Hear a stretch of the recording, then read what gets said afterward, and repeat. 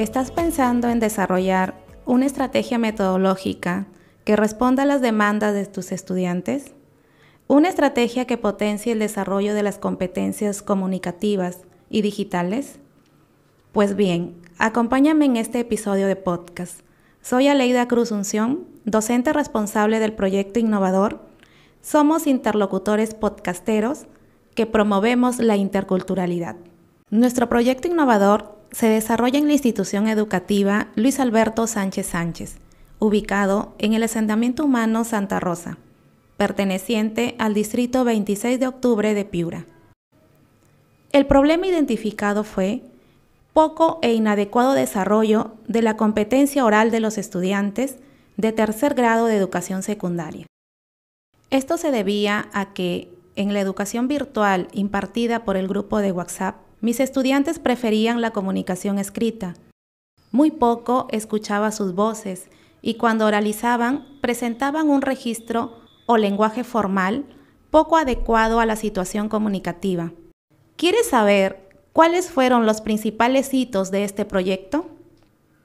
El primer hito está relacionado con el aprendizaje que se ha generado gracias al desarrollo de sesiones taller para conocer sobre la producción de podcast.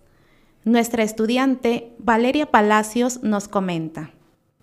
Con respecto a la oralidad, ya tengo mejor manejo de los recursos verbales y paraverbales, los cuales me han servido en la entonación, énfasis al momento de grabar mi podcast. Y mayormente he visto un cambio en mi desenvolvimiento al momento de expresarme.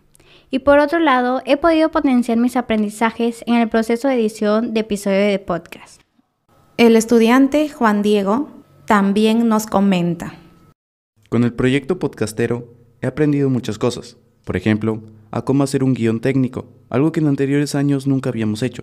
Los componentes que llevan los guiones, ya sean los controles, los bloques o los golpes musicales. He mejorado lo que vendría a ser la oralidad al momento de grabar mi podcast. A su vez, aprendí más acerca del podcast del ámbito general. Me gustó bastante y fue uno de los proyectos en los que finalmente me interesé, mejorando muchas cosas que en anteriores años cometía sin siquiera percatarme. Todo esto gracias al proyecto podcastero. El segundo hito fue la implementación de la cabina de producción de podcast. La docente Doris Gemín, responsable de la subvención del proyecto, nos narra al respecto. Pudimos adquirir todos los bienes consignados en la ficha de adquisición de bienes y servicios, más conocida como FAS, lo cual fue una gran satisfacción, pero la mayor satisfacción fue ver el rostro de emoción de nuestros estudiantes cuando participaban de los talleres de podcasting y podían hacer uso de los equipos. Valió la pena. El estudiante Manuel Chuye nos expresa. La implementación de la cabina y los aparatos que la componen nos ha ayudado principalmente a mejorar la oralidad.